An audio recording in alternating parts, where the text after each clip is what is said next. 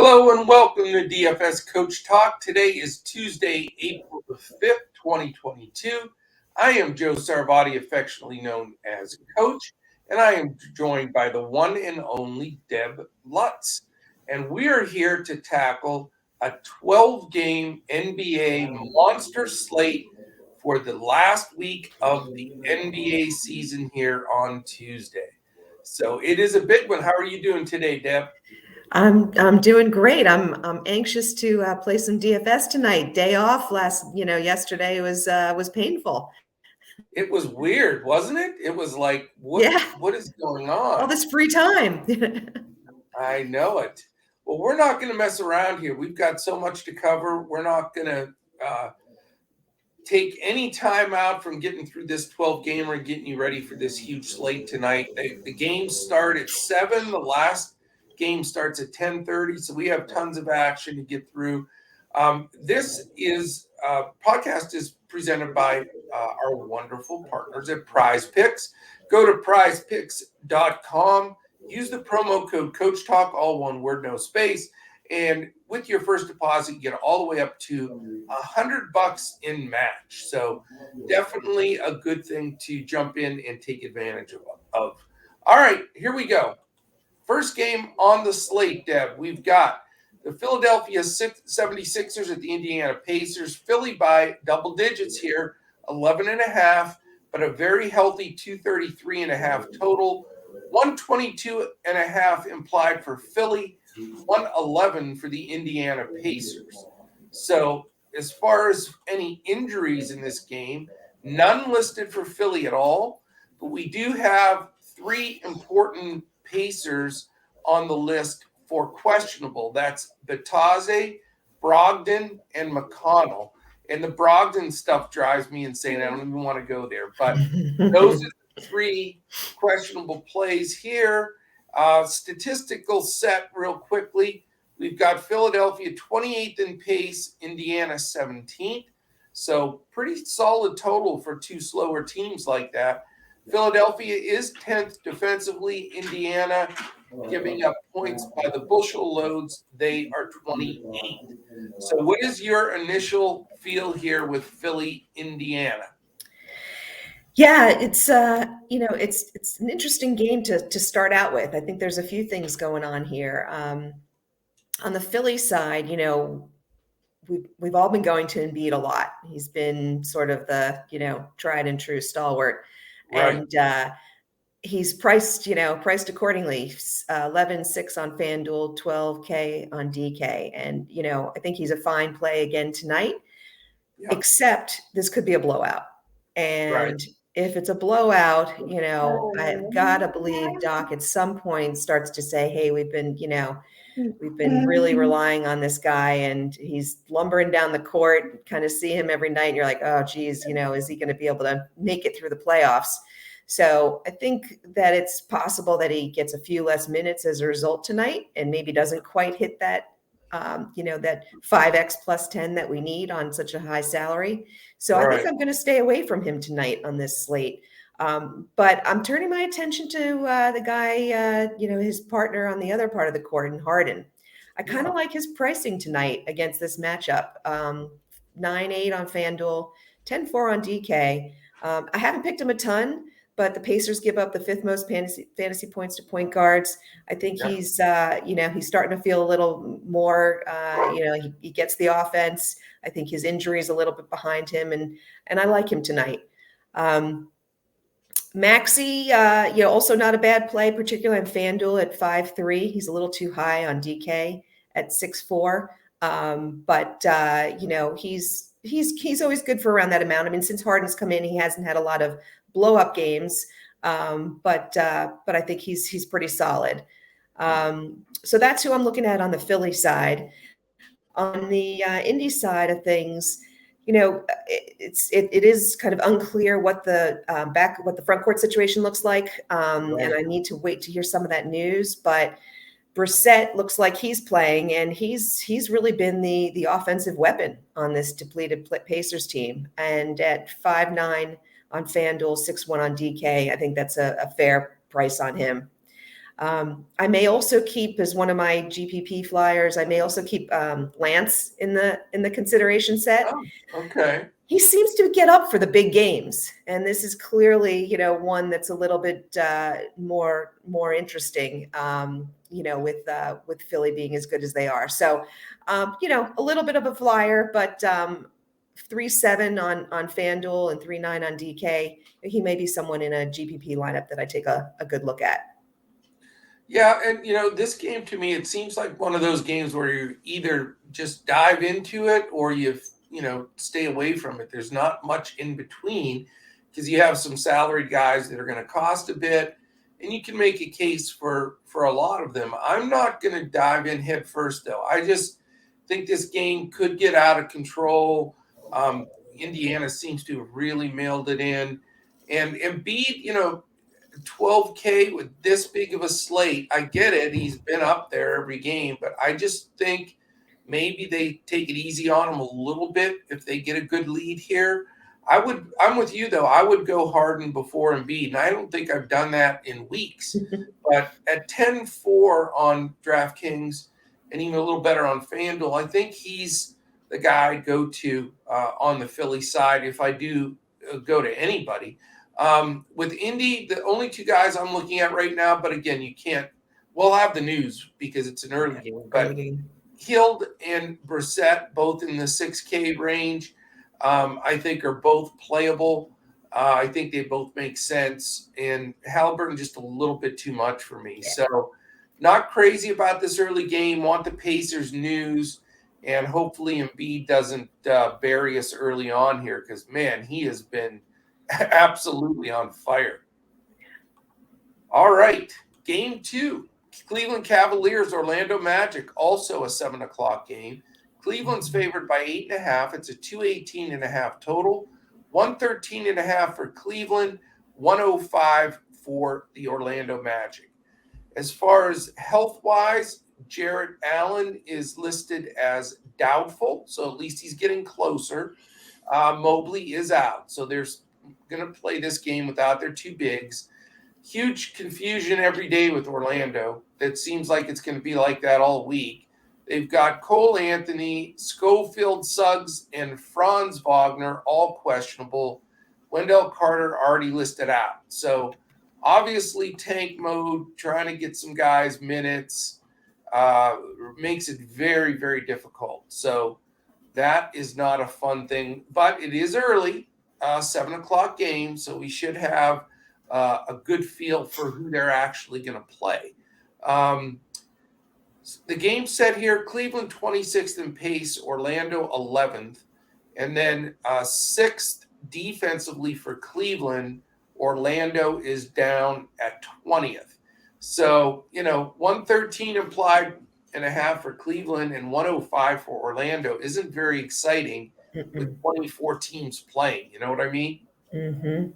What do you got? Yeah, I do not like this backcourt situation for Orlando at all. I think, I'm just, regardless of the news, I think, none of these guys seem to be showing up to play. Fultz is on a minutes restriction, so you don't want to go to him. So there's not a lot I like at all on Orlando. Bamba is a good price on FanDuel at 5.4. Might be someone if you're looking to go low at the center position, but I'm really not excited about Orlando at all. On the Cleveland side of things, slight pace up for them. There are a few guys I like, particularly given how weak Orlando's defense is. LeVert seems to be one of these, victims of mispricing on FanDuel. He's at 5.4 still. That's ridiculous. He's 7K on DK for 5.4, and he's starting now. And, he can light it up on any night. So I like him here. I also like the power forwards. The Magic are the second worst defensively against power forwards in the league. Markkanen and Love are both cheap, given the minutes they're getting and the matchup. They're at 5.3 and 5.5 respectively on FanDuel, and just 5.5 and 5.7 on DK. So I'm not going to take both here, but I Right. am going to go with one, and I'm leaning towards Markkanen right now. Okay. But yeah, I think they're in a good spot there, and I think too cheap to give up on. They'll make some other things work out in the lineup, Yeah. and that's probably it for me. You could go Brown, considering he's hit basically the 5+10 in 2 of his last 4 starts, and the D is not that great on Orlando, but I think you've got better options. So. I think there's some good pricing here, given the pace in the line. I probably only want at most 2 players from this game. Yeah. I like this game a little bit more than I probably should. So I'm hoping as the day goes on and we get news and different value opening up, I'll probably make a few pivots. But I mean, I know the numbers are low here, but first of all, Levert, free square, 100% play on FanDuel, misprice, you have to play him. And I even think he's in play at 7K on Draftkings. That's how much of a good spot I think he's in. So that's one thing for sure. I do think Moses Brown is cheap. I mean, he's finally facing, he had to go against Embiid and all these other guys. He's facing a guy that he's, not much different than in Mo Bamba. And I think if he gets the minutes and it stays close enough, long enough, which Vegas thinks it's, only an 8.5 spread. I know it's a center spot on a monster slate, but if I can get 2 super cheap guys like that, and they both get 30 minutes, because Cleveland wants to win. They're fighting for positionality in the playoffs. So I do like that value on that side. I don't blame you for Markkanen. He's super cheap.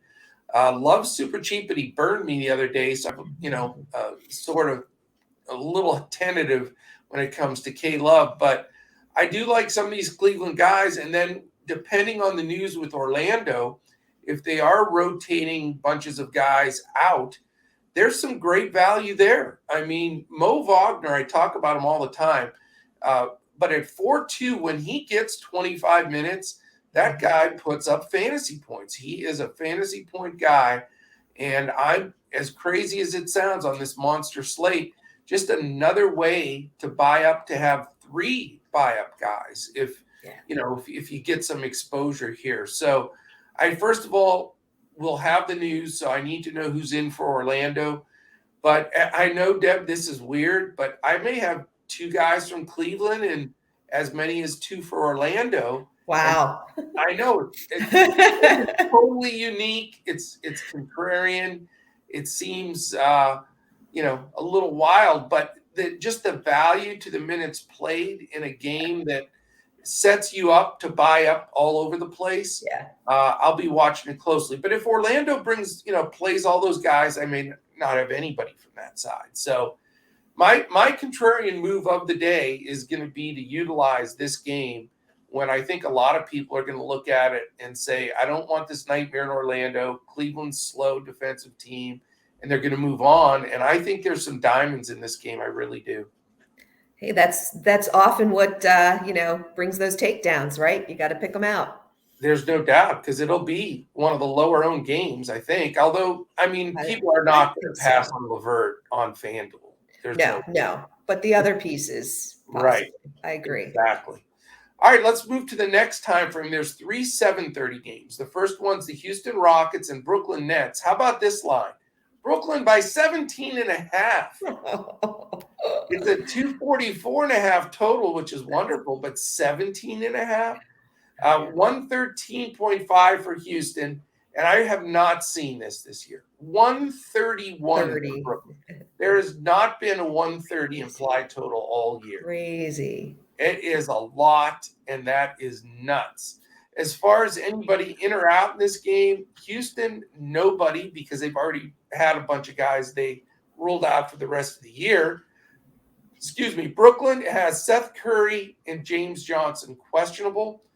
Dragic and Simmons are out. Dragic, I think, tested positive for COVID, believe it or not. I know. So that is a bit weird. But as far as the game set here, Houston second in pace. So, of course, everybody targets Houston games. Brooklyn is 10th, so they get it up and down. Worst defense in the league for Houston, only 16th for Brooklyn. That's why you're seeing these big numbers. I will say this, though, because it comes in slightly into play here. It's the first night of a back-to-back for Brooklyn. Yep. And that makes some kind of a difference. So I'm very interested in your take here because there are a lot of things to be afraid of, but there are some things that can take down a tournament for you. So what are you going to do here, Deb? Yep. I totally think this game is a blowout. And I think that brings a lot of risk. But I also think that if it's going to be a blowout, it's got to be from Irving and Durant going crazy. So, the question is, can you get the value out of either or both of these guys with basically playing for 3 quarters? And I think where I'm leaning is we can get it done with Irving. Okay. His pricing, he's down to $9K on FanDuel. The pricing is so messed up between the two. It's a little wacky. It's a little wacky. $1,600 difference to DraftKings. He's 10-6 on DraftKings. Yeah. So I'm much more inclined to go after him on FanDuel and fit him in. But even knowing that he may not play full time because of the back-to-back, I do think he's a good solid play. I think he lights it up against Houston. On the other side of things, I feel like Durant needs to get his full run in order to make value at his price point because he's a little pricier. So I'm more likely to lean Irving versus Durant in this one. I feel like I can't pass on both of them, and I also don't want the risk of having both. So I'm leaning Irving.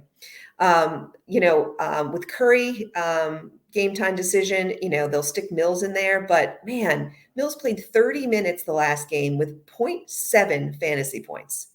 I can't trust that guy. He's awesome. burned me too many times. Yeah, he's really been slumped the last month or so. Yeah. So until he starts to heat up, I just can't go there. Maybe in the playoffs, but not now. No. But I could see Cam Thomas getting some run here with them, sitting some of the starters, and he is min price.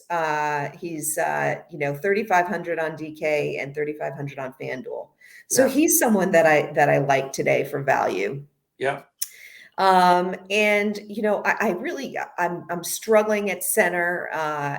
Houston's the worst team in the league against centers. We know Drummond's, only going to get 25 minutes or so, and he's priced up a bit, but he could also smash in that time. And then you have Claxton, who's at 4K, and he's the cheaper option.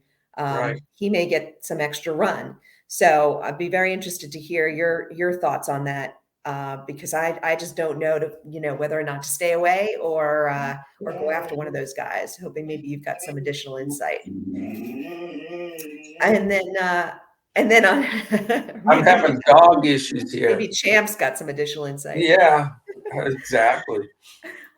Houston side of things, we've been you and I have both been rolling with Green a lot, and he's done real well for us. But does he get the Bruce Brown defense? That's the question. More than likely. Yeah. So I think that that could make him a little tough. Sengun, was it Shengun?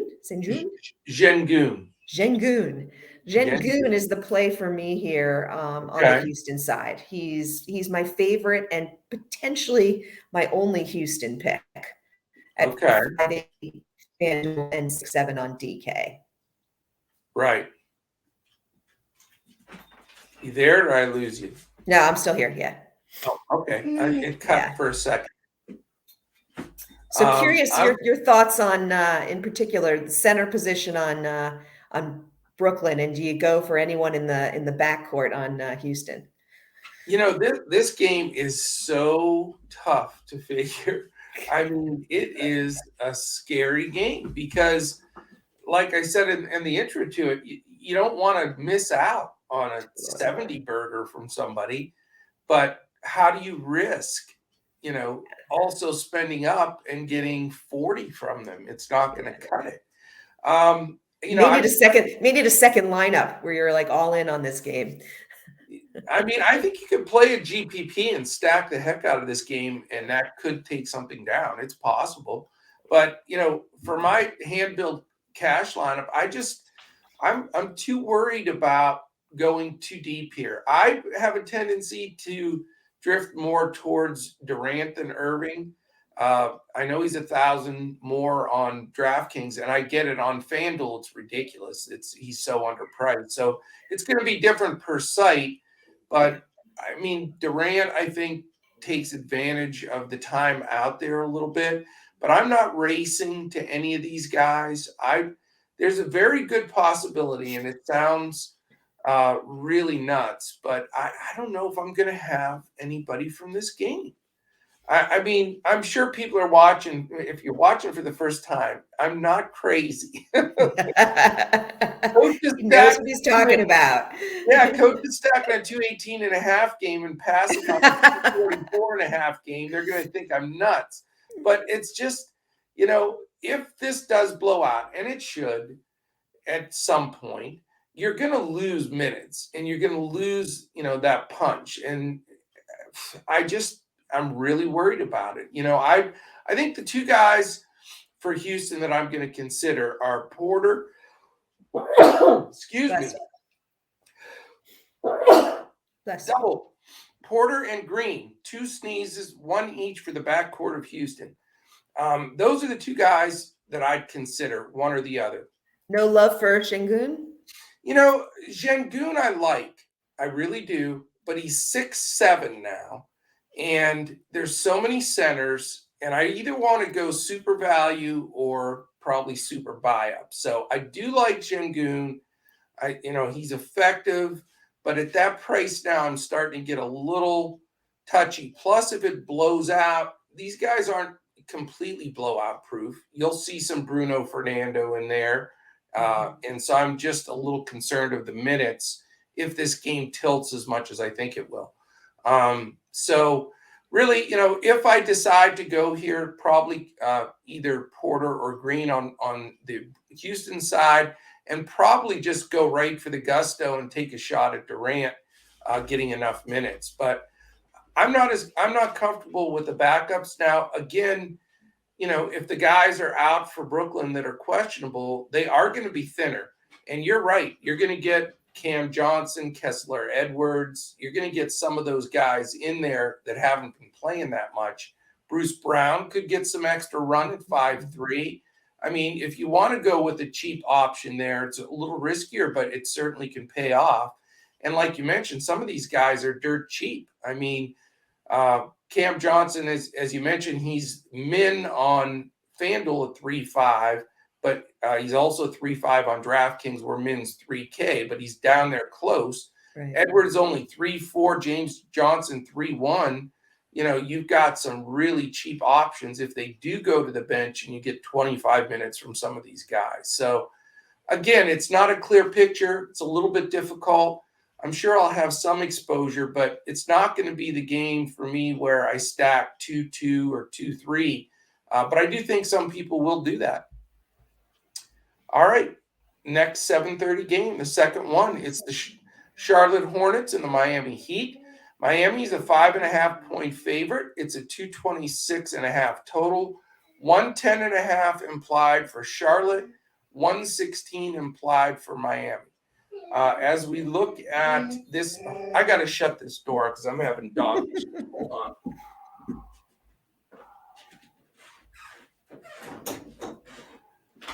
All right. Sorry about that. New dog here with Chance. It isn't okay. It's the secondary dog creating the issue.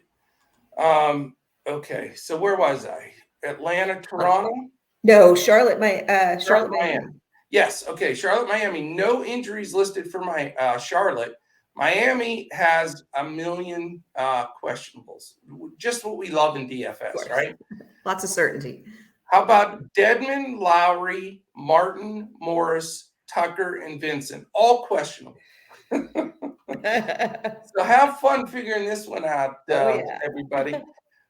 So let's take a look. A couple of things statistically. First of all, Miami's 5.5-point favorite. I know I mentioned this, but I want to reiterate it. 116 implied for Miami, 110.5 for Charlotte. Charlotte is 5th in pace, but Miami's 2nd slowest team in the league. And then from a defensive standpoint, we know Charlotte definitely not playing good defense. 24th, Miami is 5th. So we've got a lot of, weird stuff here. We know who's playing for Charlotte. We don't know who's playing for Miami. Different types of approaches to this. Now this one is one that is you got to scratch your head on. Yeah, another tough matchup. I mean, particularly, I think you get a lot of these right last week of the season. A lot of game time decisions on guys. Yep. I do think I'm going to put a stake in the ground. I do think Lowry, he's a little beat up. I think he's unlikely to play. I think they rest him. Right. An older guy and all that. And given that, and given Butler's pricing, I really like Butler a lot here. I think he's 7-6 on FanDuel, 8-4 on DK. He looks like the one guy who is a lock to play at this point. Right. He'll be handling the ball more with Lowry out, particularly if Vincent is out. He could get more assists added to his total, and he got a pace up game against Charlotte. I really like Butler here. Sharp. The question, gets into, well, who starts if Lowry's out, right? And Vincent also being a game time decision. There's an off chance that Oladipo gets the start, which makes him intriguing at on FanDuel at 3,500. He is 5,600 on DK, so that's a little bit you don't want to take a flyer there. But on FanDuel at the minimum 35. Oladipo, I mean, if we can get some shades of old Oladipo and he gets, 25, 30 minutes, it could be a really interesting play that I think, possibly he gets some ownership if he does start, but something to take a look at. On the, Strus could be an option if he starts, and if Martin's out, again, it's going to be a minutes play. Strus will get Rozier defense, which is pretty solid, but if he starts putting up that 3 ball against the faster pace Charlotte team, he can easily hit his value there. So we'll see. If Cody Martin is in, I like him better than Strus. But one of those two could also be a nice value play. On the Charlotte side, I don't love it with the pace down and the really solid Miami defense. I think their prices are a little elevated right now, and guys like Washington, who we relied on, who were he was one of the more of a value play. He's going back to the bench with Hayward now starting, so I'm less interested in him. You could take a flyer on Hayward. His minutes will, I'm sure, still be limited, but he's only 4.4 on FanDuel. I actually don't have a price for him on DK. 4.8. 4.8. Okay. Yeah. So, it's if I get any information on how many minutes he's going to play, and it's above, 28, he's someone that I'm interested in. For sure. But other than that, I'm actually gonna stay away from Charlotte. Yeah, no, I'm staying away from Charlotte as well. I think Hayward will be limited without question. And so I'm not even going to go there on this big of a slate. This is the game with the two Martins twins. Cody's on Charlotte. I think you called Caleb on Miami. Did I? You got too many Martins. Too many Martins. It's Caleb who I want. Right, exactly. And you can't tell them apart, by the way. They're so identical. They're so identical. Exactly. Yeah. But so I'm not even going to look at Charlotte. It's, pace down, good defense, Miami, etc. It just doesn't make sense to pay those elevated prices for Ball, Rozier, Bridges, and all those guys. I do like the Heat a lot here, though. They're still trying to win. With all these other guys rotating in and out, to me, you've got the 3 main guys well in play. Tyler Hero's only 6'6". He'll get some additional run of point if Lowry does sit. And I'm with you. I think Lowry may sit. And even if Lowry doesn't, I think Hero's reasonable play. Jimmy Butler at 8.4 and Bam 7.9 on DraftKings. Sub 8 Bam is big stuff for me. So I think this is where I'm going to, again, take a little bit of a different approach and probably roll out, 2 of the Miami guys here. Either Butler and Hero if Lowry sits, or maybe Bam and Hero, or I could go with just Butler and Bam. So I'm not afraid to spend that more mid-level to lower high-level price on these guys with saving all of the value elsewhere. Because one thing Charlotte does is they give up a lot of points, but they generally hang in some games. And that Vegas only has this as a 5.5 spread. So I think we could see some good ceiling games from some of these Heat studs. I'm totally with you. I just keep getting burned by Bam, so that's where I stay away from him. But I don't blame you at all on that one. I mean, he's at 7.9. That is real cheap. So would love to see a ceiling game from him tonight. If you're passing on him, then I'm playing him for sure because you take him. You take him. Exactly. But I'm not passing on Butler. So all right. The third 7:30 game, Deb, it's Atlanta and Toronto.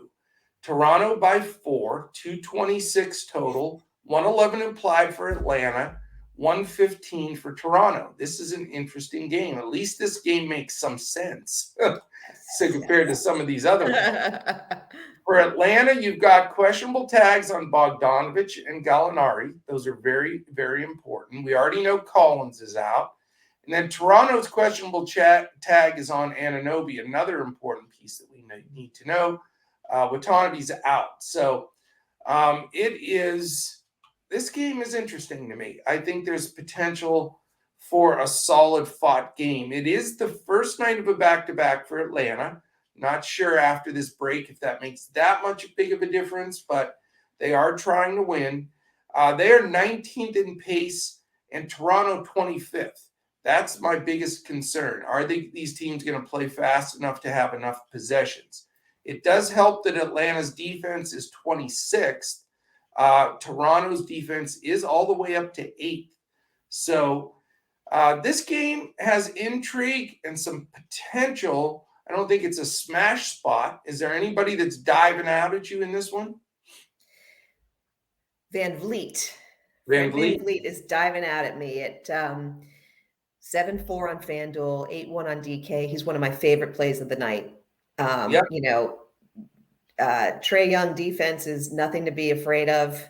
And it's an important game for Toronto. It's at home. Van Vliet has been playing really solidly since he's been back from injury.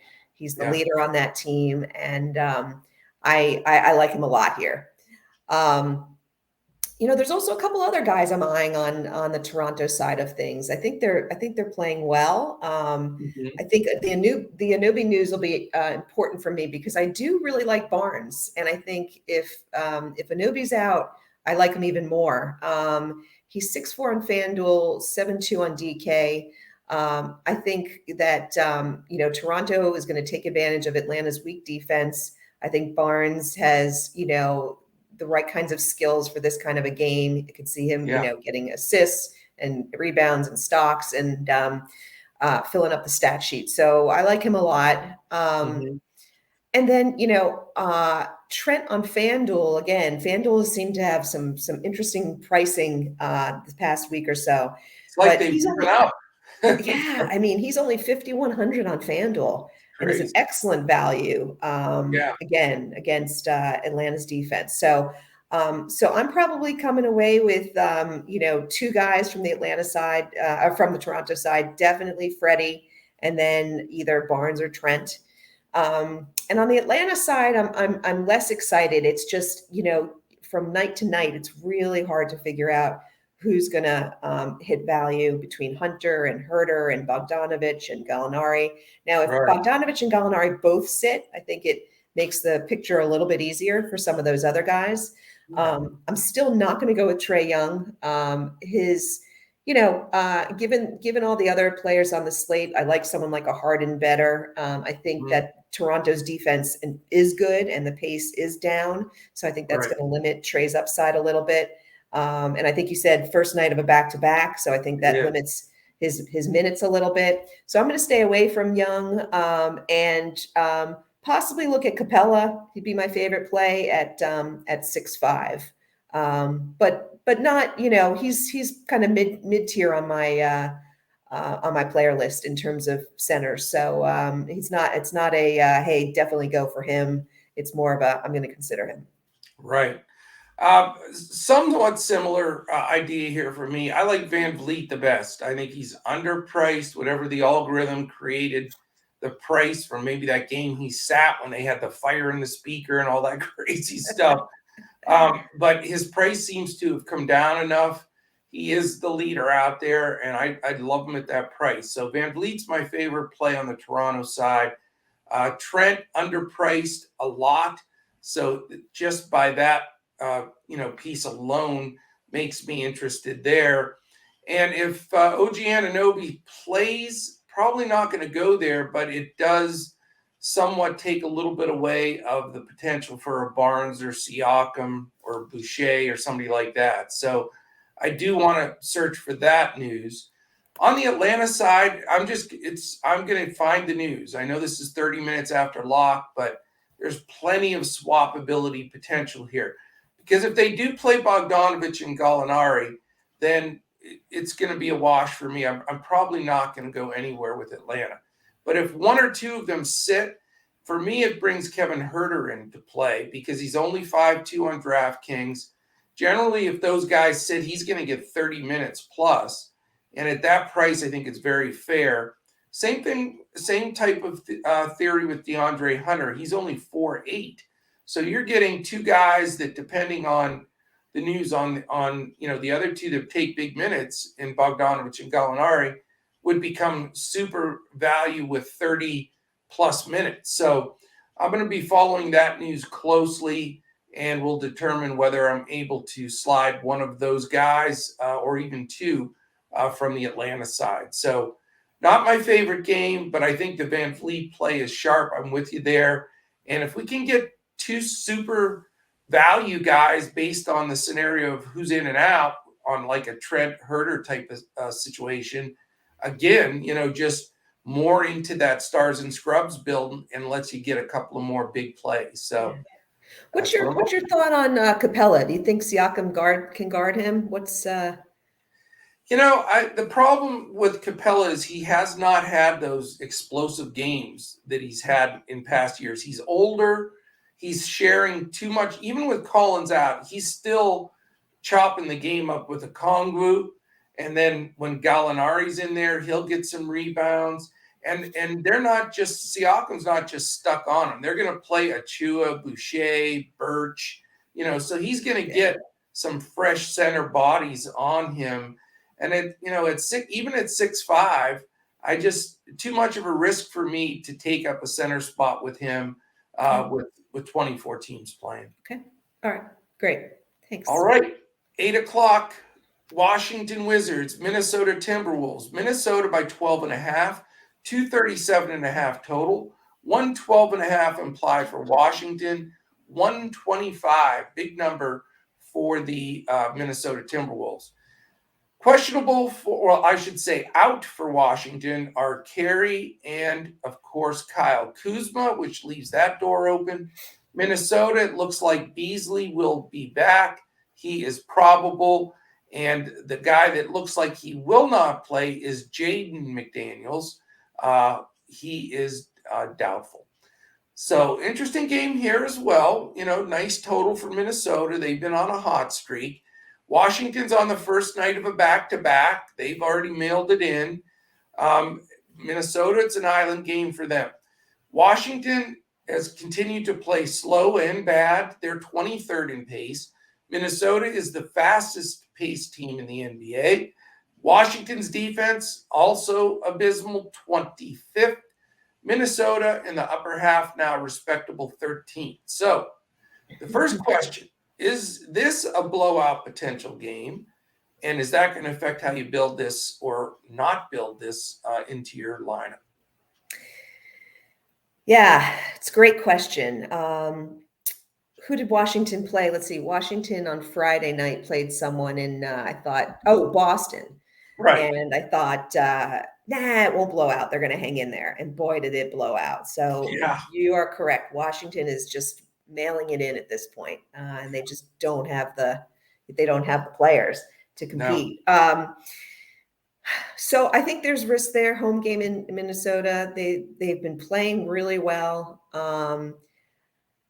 But different from the prior blowout potential game with Brooklyn, I think that the pricing here is a little bit better, where you can take a chance. Again, if at a 234 total, if it blows out, you need a lot of scoring from Minnesota. So 237.5 now. 237.5. Okay, they've updated that up. since last night. Yeah, I mean that's a really juicy total. And a 125 plus from Minnesota. So they're going to need to score. And so I do like some players on the Minnesota side in particular. Russell, he put him on that list. I mean, he comes out with almost a 44 fantasy points, and his price doesn't move. No. I mean, 5-3 on FanDuel is crazy. So FanDuel, I think, has just said, all right, let's get ready for baseball. I don't know what's going on. I got too many free squares at the shooting guard position to really play anyone legit. I know. So I do like him. Even with KCP defending him, I think that's just way too cheap. But then, Edwards is also a really good price. $7K on FanDuel, $7,500 on DK. Yeah. He's playing really well. I see that continuing tonight. I like Edwards actually a little bit better than Russell tonight, particularly if KCP guards Russell. I do like him overall. So it's going to come down to probably site management, because I would certainly pick Edwards on DK where they're priced closer. FanDuel, it may just be a function of salary. But I think overall Edwards has the better performance tonight. And I think Cat may be my top center option on the slate. Washington's one of the worst teams defending the center position, and Cat's been on an absolute tear. 8-3 on FanDuel and 9-5 on DK. I think that's a really fair price. I think he can absolutely smash it. And there's just, they've got no defense that they're throwing out there on the Washington side against centers. So I'm gonna come away with, this could be where I spend up a bit, put some money against Minnesota on this game, and fingers crossed that it's not a blowout. On the Washington side, I'm really hard pressed to find anyone that I get excited about. Hashimura is a good value at under 5K on both sites. So he's someone who will be in my player pool if I'm looking for some value at the power forward position. And that's about it. Interesting. This again, this is like backwards day for me. It's really funny. It's so unique. And, I looked through this, worked hard to prepare, and kept thinking, why am I fading some of these high total games and jumping on the low total games? But it's makes sense. It's the last week of the season. You have all these opposite things going on that sometimes it's going to play out that way, but you're going to be surprised. I don't like this game. I'm going to more than likely pass it completely. And it's a 237.5 total, but there are multiple reasons. Number one, even though, the total's high, both teams are going deep enough, especially Minnesota. After Russell, Beverly, Edwards, Vanderbilt, and Towns, they're getting minutes for Beasley, Prince, McLaughlin, Reed, even a little Noel. Okogie got in the other day. So, in a blowout scenario, which I think, again, Washington is just somewhat quit, I just don't want to spend way up for these guys to get half a run when I have so many choices. And then, the guys you'd look at for value, like Sato, we've played recently. He'll probably get some Pat B defense. And, they're using Avdia and Ish Smith and Gill and Gafford, and, maybe even Neto or Bryant gets in for some of the minutes. So I just don't like the feel of it. I think it's going to be lopsided, and I don't think they're going to need anybody to play crunch time minutes. So I'm moving on. Okay. All right. Well, I think I'm seeing a couple of different builds here tonight. That's for sure, which is good for, good for members. You have some different options to look at. It is. And your build makes more sense initially. Mine's certainly more contrarian, but, you got to play the cards you're dealt and the way you see them, So I'm going with it that way. I will say right. we're halfway through, 6 games down, 6 to go. So we're going at a pretty good clip here. We're going to keep this moving. Just want to say perfect time to join us. Tomorrow is 2 days. We have until the start of the Major League Baseball season. This is the perfect time to come and join us. Tomorrow's also the start, or we'll be posting everything for the Masters on Thursday. So DFSCoachTalk.com, we focus on 4 main sports. We don't try to tell you who's going to win at skeet shooting. We're following the NBA, NFL, MLB, and PGA, and we're going to give you the best breakdown, full lineups on FanDuel and Yahoo, a coach's clipboard on DraftKings. We're going to go through all statistically, even though we hand build and don't just dump things into an optimizer and strictly use that. We do use an optimizer. We do use all of the tools, the ownership tools, projection tools, variance, bomb tools, all the stuff that you use to build, but we're still narrowing it down to what we feel most people do. And they're playing 2-3 lineups, maybe sometimes even one. There's not a lot of players, and the majority of players that do DFS that are able to invest 150 full lineups in a ton of contests. And that's great. And if you do it, go for it. But we're trying to make, what we're recommending the norm, so that when you get home, we've done all this work. You may be getting in from work and you're trying to listen to a podcast and get things together. We're pulling all of those pieces together, helping you hand build what we feel are your best opportunity to win in the lineups that you're playing. So we do that every day in those 4 sports. We're going to be doing it tomorrow for the Masters, and the next day after that for Major League Baseball. And then obviously Deb and I will be providing basketball lineups. Gundacker and I are on tomorrow to do the NBA. So we've got just an all-star team here. We're putting all those pieces together. Check us out. Go to DFSCoachTalk.com. Just dip your toe in the water. 3 days, $10, can't beat it. And if you do it now, you get the Masters, you get the NBA, and you get obviously the beginning of Major League Baseball. So we would love to have you join us. All right, let's hit these final 6. Another 8 o'clock game, Deb. It is the Portland Trail Blazers at the Oklahoma City Thunder. Thunder favored by 4.5. You don't say that very often. 222.5 total, 109 implied for Portland, 113.5 implied for the Oklahoma City Thunder. Injuries, Josh Hart, Trendon Watford, and Justice Winslow all out for Portland. Trey Mann and Kenrich Williams out for Oklahoma City. Statistically, we look at this game, Portland 14th in pace, Oklahoma 12th. So not bad. Defense, not good for Portland, second worst in the league. Oklahoma City 15th. So, this could be a couple sneaky players here. Does anybody jump out for you here? I feel like this game could be the key to the takedowns tonight. Okay. Because there are some sneaky plays here, and getting them right is going to be important. Crucial. Portland side. So McLemore has been getting his shots up, and with few offensive weapons on Portland, I think he's going to continue to get them up.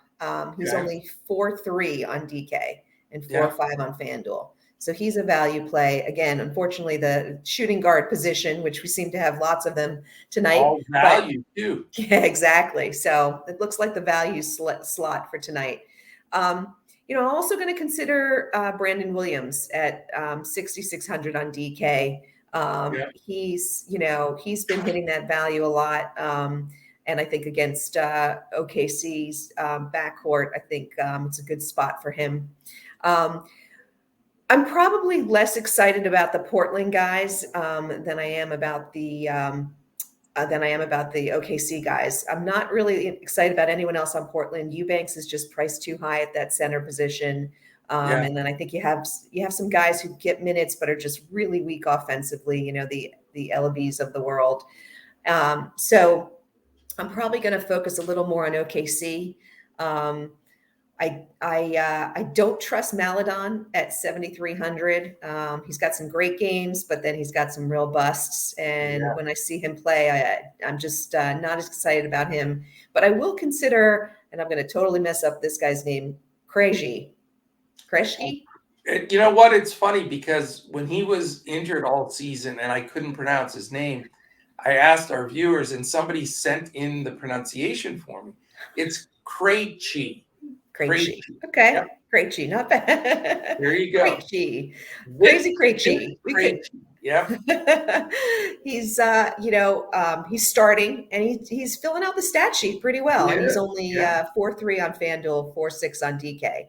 So again, against this really weak Portland defense, he's someone that I'm definitely going to consider. The other guy would be Wiggins, similarly priced 4-5 on FanDuel, 5K on DK. He scored 39 against Portland in his last outing against them. And he's also starting. So those are the two guys that I'm probably going to be selecting one of. And then Poku has been looking great.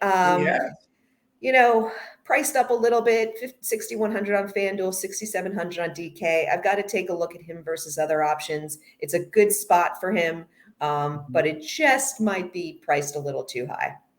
Yeah, no, I get it. I mean, he's been getting to his number. He hasn't been blowing it out, but he's been getting to his number. I'm considering Poku, especially at the 6-1 number. I think, the consistency on his minutes has been there. Olivier Sarr off the bench had a big game for them. So it's starting to get to the point now where the risk reward on these Thunder players are scary because Maladon crushed for me and he crushed me, both sides of that. Vid Krejci is showing a lot of upside. Aaron Wiggins, like you said, had a great game here. Pokachevsky's been steady. You're getting some, a Sarr off the bench and a couple of their other guys, Lindy Waters. So it's starting to get too risk for the reward type of scenario and not real crazy about going to anybody. Now, if I need one last, cheap spot in or mid-range spot, maybe a Poku or Krejci or even Maladon, I'm not eliminating, but they're not going to be my first guys in. They'd have to fit the build. For Portland, I almost feel the same way. Greg Brown got it done for me last time. He was cheap. Really, the best play, not really dollar for dollar because he's 7.5, but the guy probably with the highest ceiling is Eubanks because he's gotten the majority of the center minutes. Thunder cannot defend the center position at all. And then you could say the same thing on the other side with Roby. He is getting more minutes at 6'8", but do you really want to take a center spot up with 24 teams playing with Eubanks and Roby? It's a hard pill to swallow, but I'm not saying they can't get there. I could see either one of them 5x plus 10, So it's a tough call. Yeah, it's just not, and that might be the, fortune favors the brave. Somebody's going to go down that path and pick, Roby at 7K. All right. Hats off to them. Yeah. And I mean, if you have the courage really for any of these guys from either side, I don't think there's anybody that'd say, okay, this guy's a stone cold lock here. I mean, even Williams and Dunn, they're just, both teams obviously playing for more ping pong balls and rotating guys. Yeah.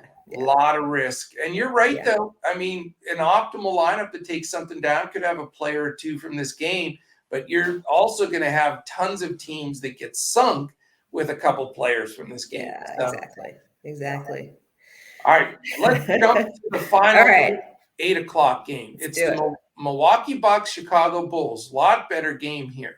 Milwaukee's a road favorite, 5.5. It's a 233.5 total, 119.5 for Milwaukee, 114 for the Chicago Bulls. As far as anybody that's out in this game, for the Milwaukee Bucks, we have where are the Milwaukee Bucks? They disappeared. They are Giannis probable, so we're counting him in. and Vildoza is out. I know that was your key play of the day, right? Damn. And you know what? They are so desperate to pretend like they're the Mavs, and this is for Crash Davis. I'm speaking to you, Crash. They picked up Luca Vildoza just because his name's Luca. How about, isn't that sad? And then for Chicago, we've got Zach LaVine probable. I've got him in. Lonzo Ball still out. So in essence, nobody's sitting in this game. It's a full-fledged game.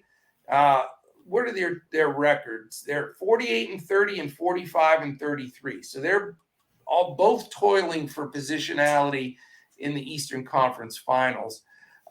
Statistically, Milwaukee 8th in pace, Chicago 16th. It is the first night of a back-to-back for Chicago, so that could come into play.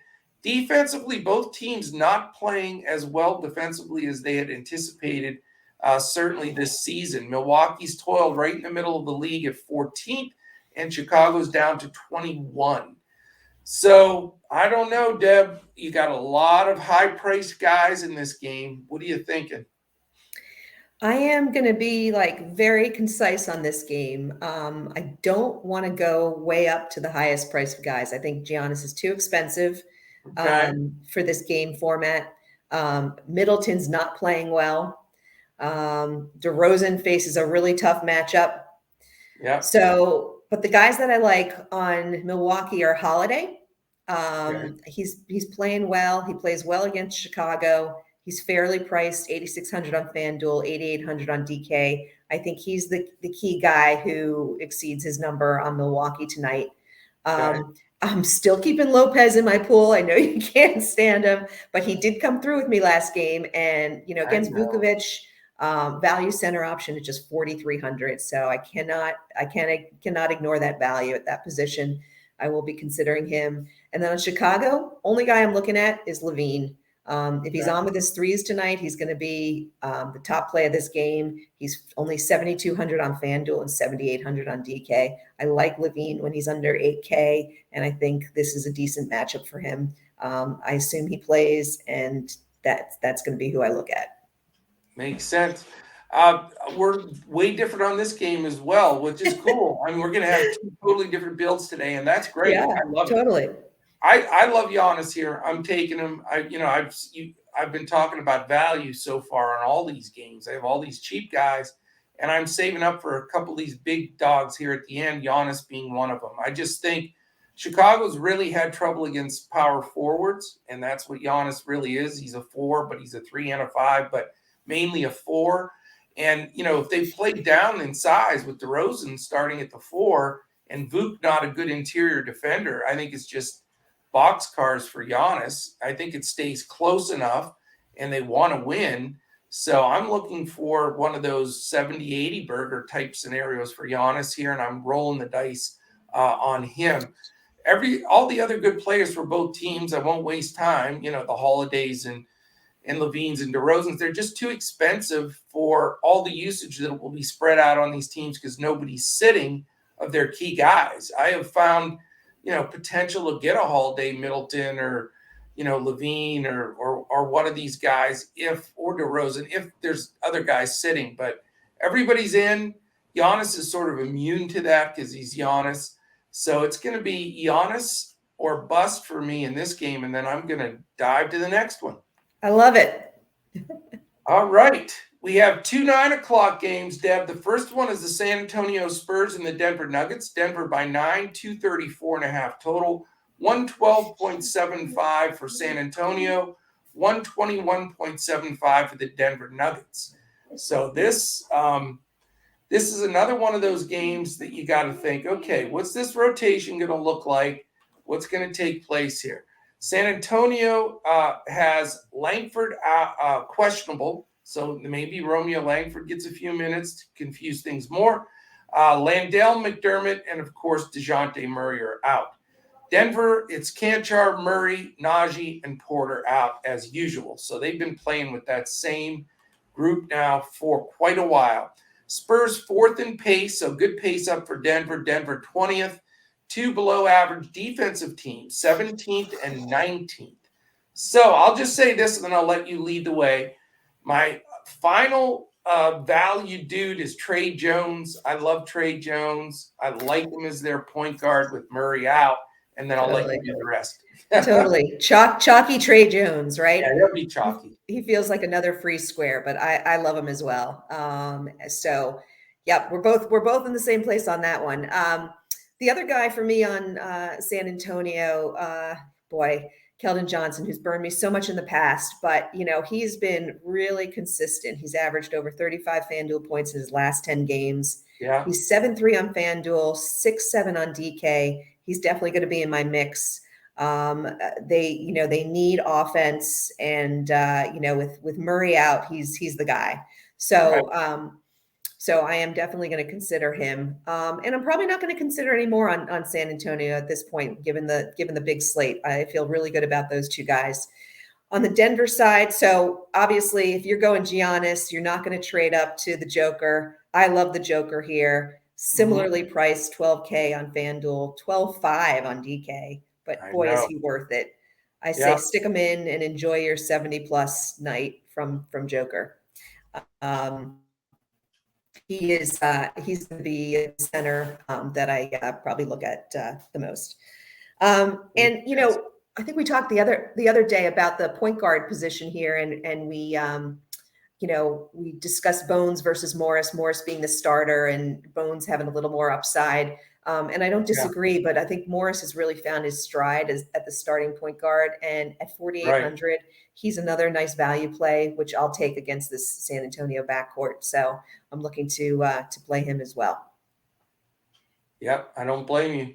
And he has started to play really good ball, but I'm still worried about some of those minutes.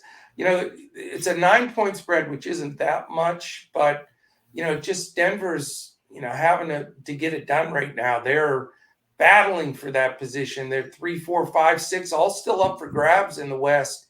So having a home court advantage is a monster. Spurs having to travel well out of it. No Murray, and in Denver in the altitude. This game doesn't feel great to me. So with all these millions of choices, I think I'll accept Trey Jones. I'm comfortable with that, because of the cheap price and the big minutes, and he's playing well. And then probably not going to go anywhere else in this game. I know Keldon Johnson can throw up some decent games, but there are other guys in that mid-6 range that I like a little bit better. So if for some reason I didn't go to Giannis, the pivot would be to Joker. You're absolutely right. Those two should be the two highest scoring players on the slate, no question about it. And there may be on FanDuel a way that I can get both of them. I'm just saying there is potential. All right. My first lineup will probably just have Giannis, but I am going to create a second lineup that I'll give to our in Discord at lock, where I will have, because I've already built it with Giannis and the Joker in there. So it's possible. Love it. Awesome. All right, the other 9:00 game is the Memphis Grizzlies and Utah Jazz. It is Utah by 5.5, 224 total, 109.25 for Memphis, 114.75 for the Utah Jazz. Injuries here: Dylan Brooks doubtful, John Morant, Terry, and Tilly all out. For Utah, it's just Forrest questionable. So definitely Memphis not at full strength, but they still find ways to keep winning. Utah is on the first night of a back-to-back, so that's a bit of something to consider there. Memphis third in pace, Utah 22nd. So big pace up for the Jazz here. Defensively, though, Memphis is fourth and Utah 12th. So you do have two very respectable defenses here for a total as solid, really, as a 224. So this one's a little bit difficult as well. Two teams, jockeying for the playoffs, as well in the West. So how do you look at this one? Pass. Pass.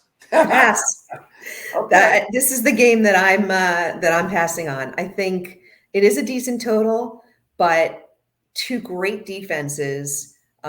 It's a pace down for Memphis. So right there, that takes a lot of the Memphis guys out for me. Yeah. I don't think anyone is, I don't think there's any great pricing here to look at. I mean, Mitchell always seems to be somewhere between, 8 and 8.8, and he's there tonight. And, he hasn't really been smashing this year. Right. I just think there's a number of guys that can get their points up, and I'm just not too comfortable like putting a stake in the ground on anyone here. I'm a full on pass. I don't blame you.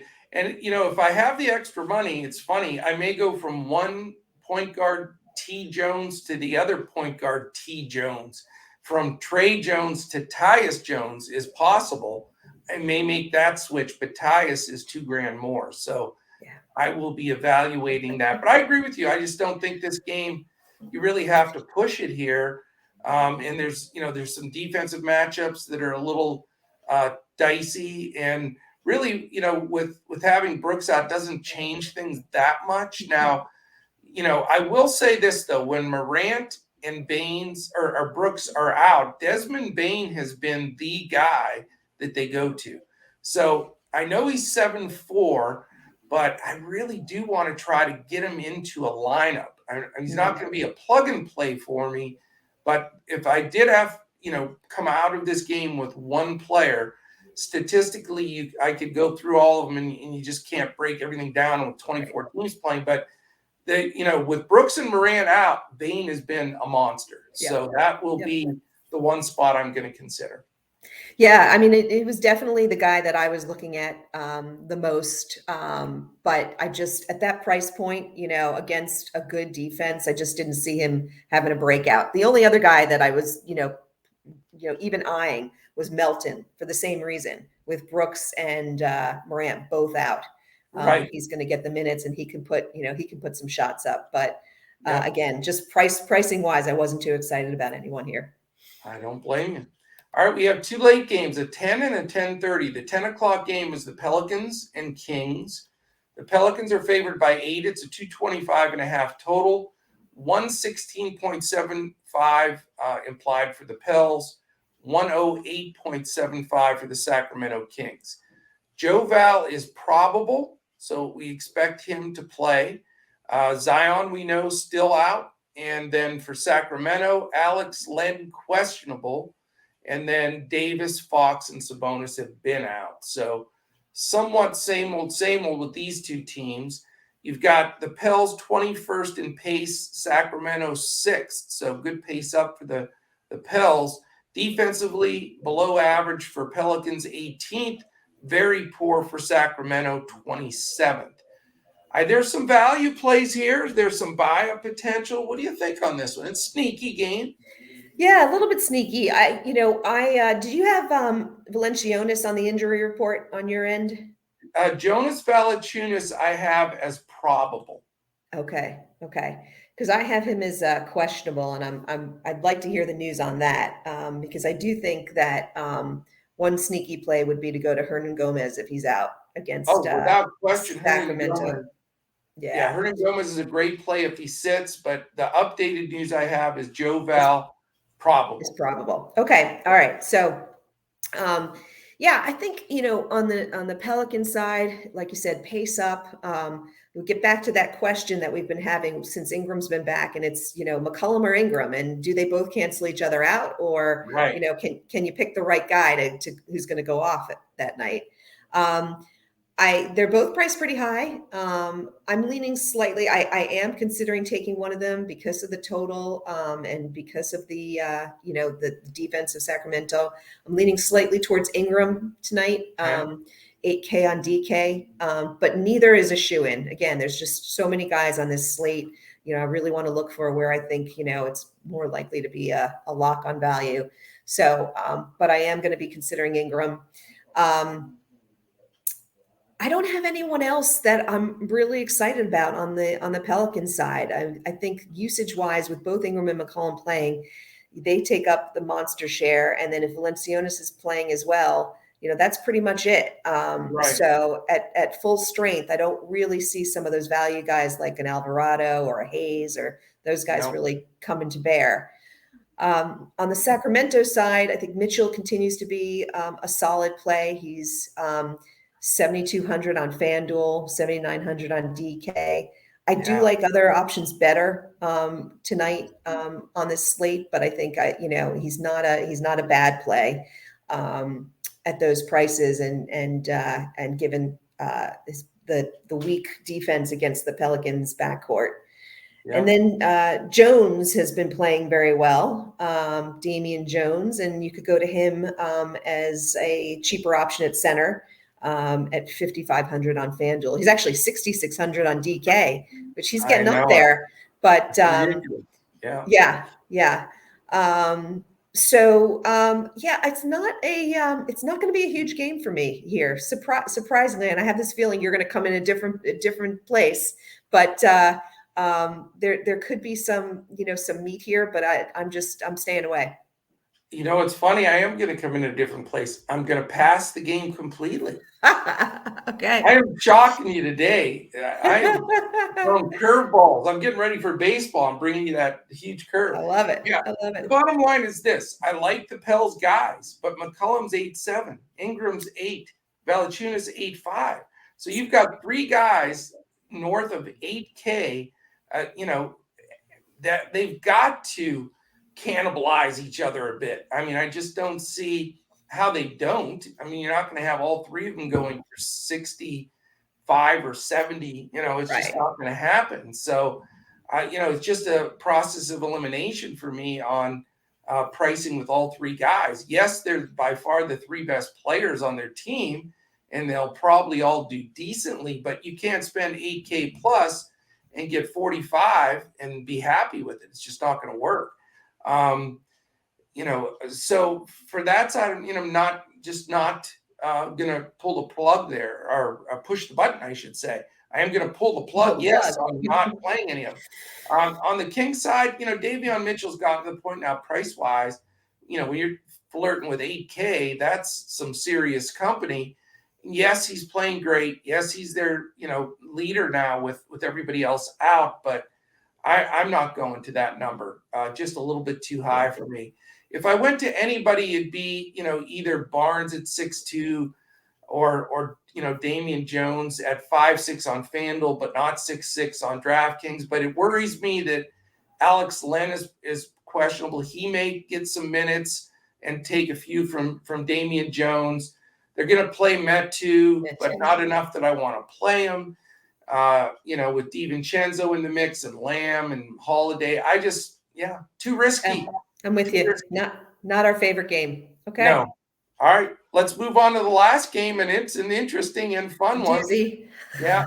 LA Lakers, Phoenix Suns. Phoenix by 11.5, 232.5 total, 110.5 implied for the Lakers, 122. Nice number for the Phoenix Suns.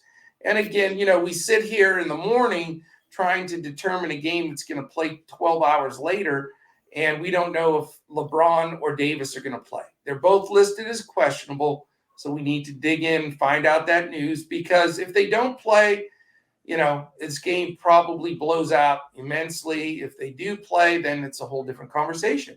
But those two are questionable. For Phoenix, you've got Booker, Crowder, and Ayton probable. So we think they're all in. Just the two guys, Kaminsky and Sarge, are out. So Phoenix at full strength.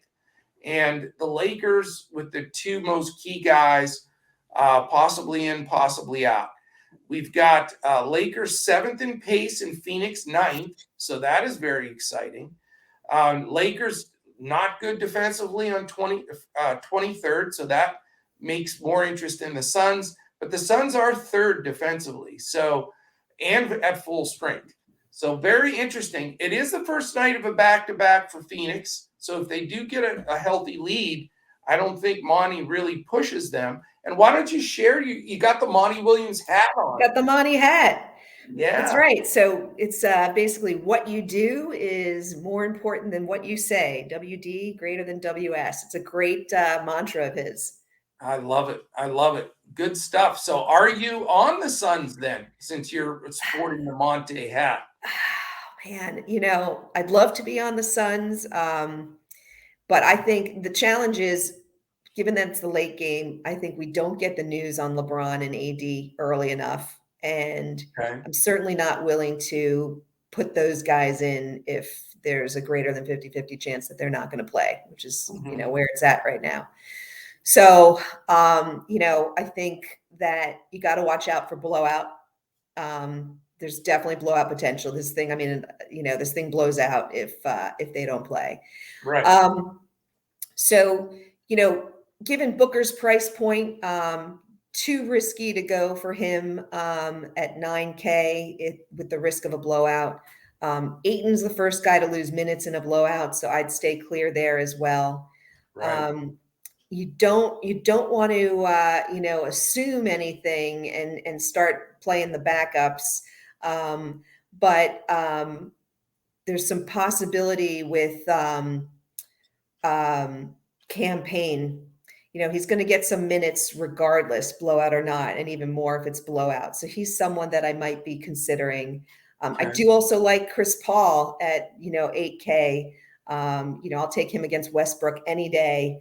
But again, he may play a few less minutes if it is truly a blowout. So this one's a real tough one for me. If I do get the news that one or both of those guys are sitting, I'm interested in a campaign. And if we get the news that they're in, I like Chris Paul. Interesting.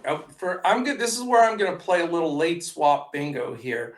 I'm going to put either LeBron or AD in my lineup. And I'm expecting that I'll have the news by the Pelicans-Kings game at 10 o'clock. This way, I'll have a 2v2 setup where if they both sit, then I can flip and go to, if I had to, I'd go to a McCollum, Ingram, or Joe Val in the game before, get a secondary guy in this game. If just LeBron plays and AD sits or vice versa, then I can go to that other Laker. And I'll have positionality figured out so I can do a double switch. But I'm feeling like I want one of these Lakers main guys here. I'm thinking they can hang in if they play. If they both play, I'm still good with LeBron here. I think that, or Davis if it went the other route. I just think it can stay close enough. Even though they didn't play well and they got beat, it was a close game the other day before LeBron sat. He was diving into the crowd for the ball, and they were really trying to finish with some pride. So I do think that everybody's going to be afraid of what's going to happen. They're not going to have late swaps set up.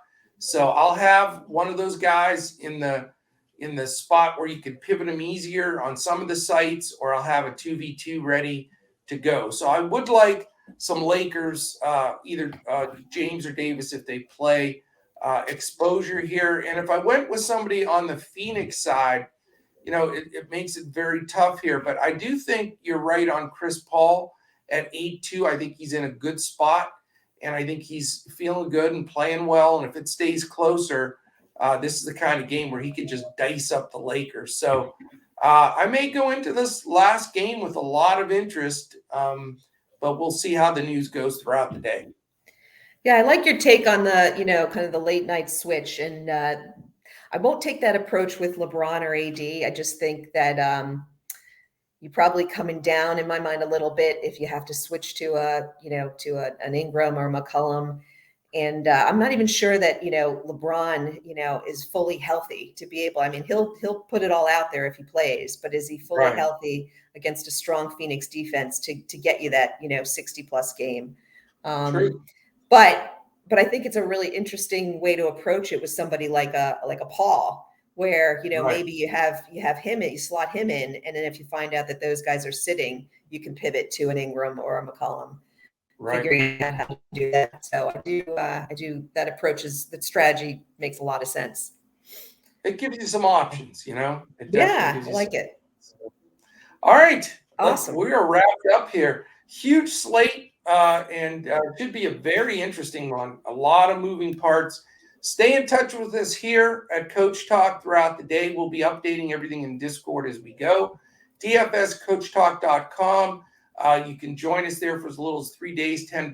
Catch the Masters opening day of baseball, this phenomenal final week of the NBA. We would love to have you. Also want to thank our presenting sponsor, Prize Picks. Go to prizepicks.com. Make sure to sign up. First-time users, first deposit. Use the promo code CoachTalk, all one word, no space. You get Prize Picks matching you all the way up to $100 on that first deposit. So thank you very much, Deb. It was a lot of fun. I know that you're going to be traveling here the next Tuesday, Sunday, so have a fantastic trip. We will be filling in, and then when you get back, you will be right in the middle of the playoffs. So we'll have playoff time. That's right. So I've won a lot of money with you, Coach, during the playoffs the past couple of years. So we're going to do it again. You know what? We seem to really, really do well in the NBA playoffs. Our winning percentage goes up even pretty sharp. So we're very excited about that and looking forward to it. I'm looking forward, I'm sure everybody else is, to get your input on it this year as well. So should be fun. Awesome. All right. Well, thank you again. Have a great day. Have a great week off for doing what you're doing. And for everybody else out there, have a great Tuesday. Let's just enjoy all this sports action and make sure to tune in to us. We'll have our Prize Picks pod also up shortly. So thanks so much for listening in. For Deb Lutz, I am Joe Sarvati, affectionately known as Coach. We'll see you again tomorrow when we look to crush it in NBA DFS.